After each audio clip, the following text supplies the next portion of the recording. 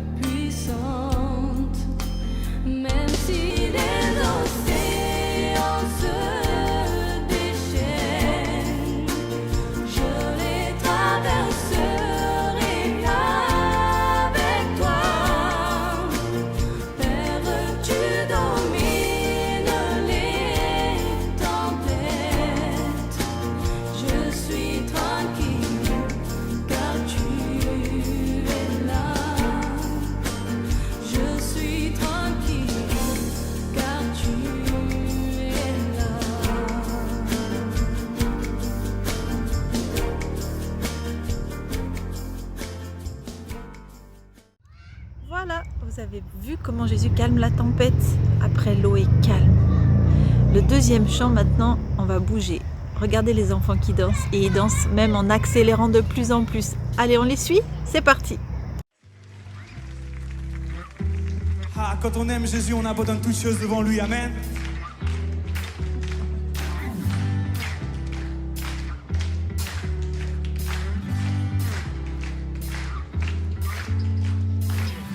J'abandonne mes tristesses, j'abandonne ma honte, je les laisse tomber pour la joie du Seigneur.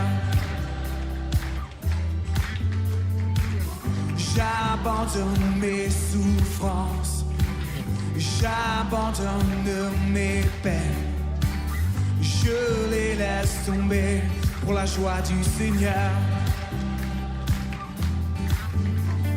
Je veux, Seigneur, te dire oui. Je veux, Seigneur, te dire oui. Je veux, Seigneur, te dire oui. Amen. Je veux, Seigneur, te dire oui. Je veux, Seigneur, te dire oui. Je veux, Seigneur, te dire oui. Amen. Je suis pressé mais debout, persécuté à genoux, attaqué certains jours. Mais en Dieu je suis vainqueur, car sa promesse durera toujours. Sa joie deviendra ma force. Si la tristesse m'assaille la nuit, sa joie viendra le matin.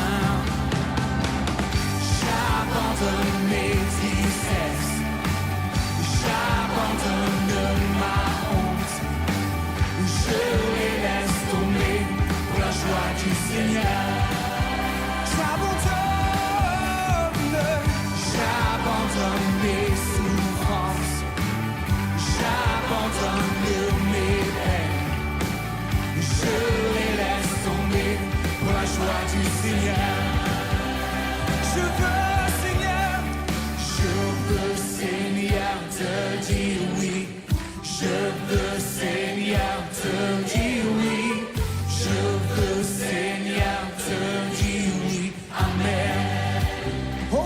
tout ton cœur ce soir au Seigneur.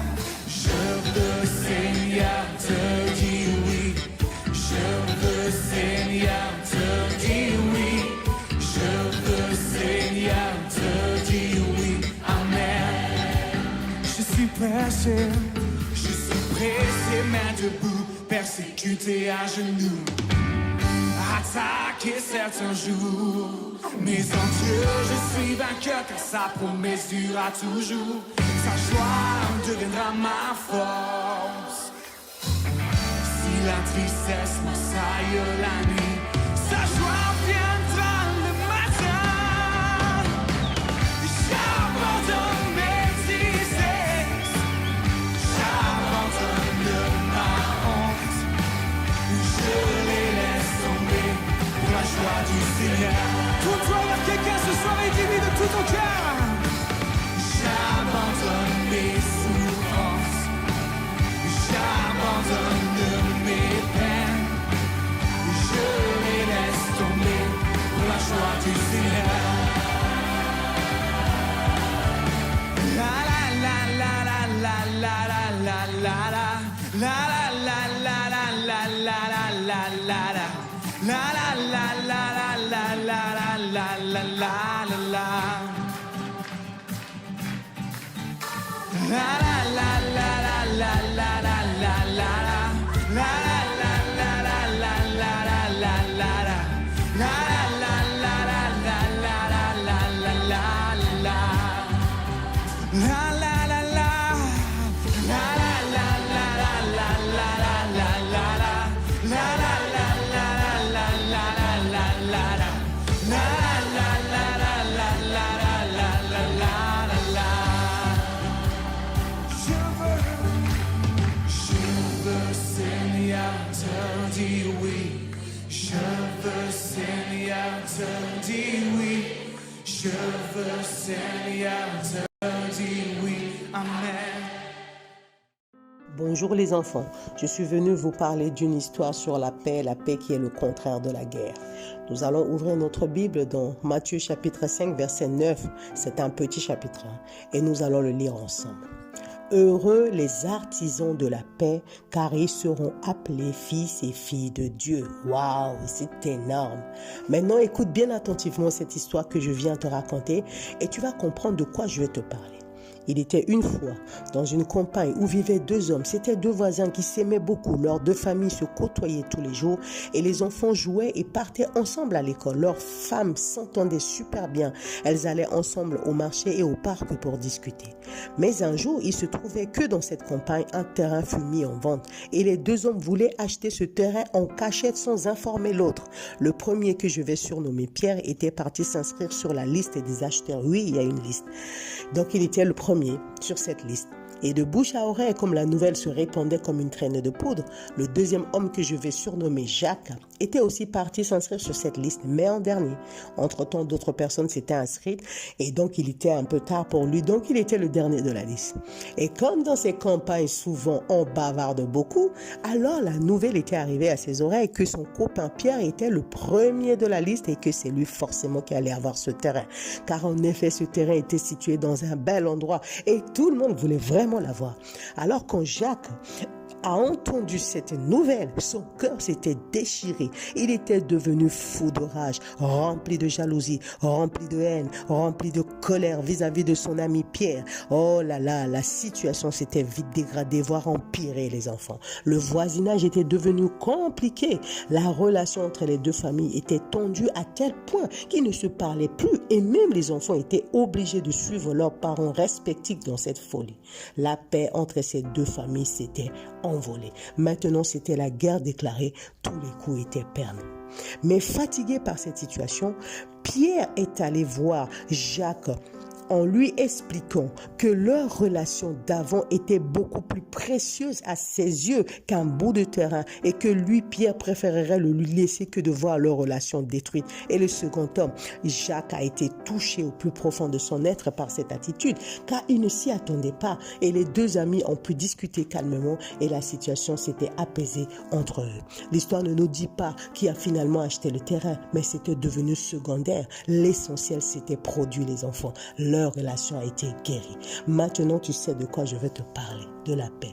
Un grand homme de Dieu qui s'appelle Paul a dit dans Romains 12, verset 18, que je t'invite à lire et à mémoriser, à garder au fond de ton cœur durant toute la durée de ta vie sur cette terre, que s'il était possible, autant que cela dépend de toi, d'être en paix avec tous les hommes. Waouh! C'est une mission, une grande mission que Dieu te demande aujourd'hui. Cette histoire, elle nous apprend à aller vers l'autre tout en sachant maîtriser notre colère, notre violence et nos désirs. Je t'encourage ce matin à faire le premier pas vers un copain, un ami, un voisin, un membre de la famille, une maîtresse, une personne qui t'a blessé, une personne avec laquelle tu es en conflit. Fais le premier pas. Sache que Jésus-Christ est le prince de la paix, les enfants. Et c'est lui qui nous donne cette paix intérieure afin que nous puissions devenir des vrais artisans de la paix. Le cœur de Dieu, c'est que nous qui sommes ses enfants, nous soyons des personnes paisibles autour de nous, car c'est l'un des caractères de Dieu. Oh, je t'invite aujourd'hui, après avoir écouté cette histoire, à être un vrai artisan de la paix, car tu seras appelé fils et fille de Dieu. Souviens-toi, sur ce, les enfants, soyez dans la paix du Christ et que Dieu vous bénisse.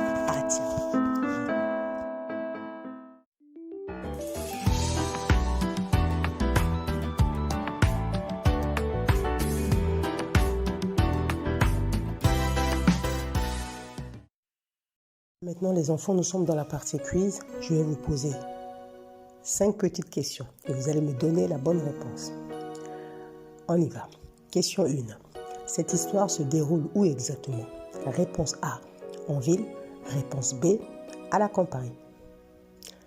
La bonne réponse, bien évidemment, c'était à la campagne. Question 2. Comment s'appellent respectivement les deux messieurs dans l'histoire? Réponse A, Pierre et Jacques. Réponse B, Jacques et Jean. Réponse C, Pierre et Luc. La bonne réponse, c'est la réponse A. La troisième question. Qui a fait le premier pas? Réponse A, Jacques. Réponse B, Pierre.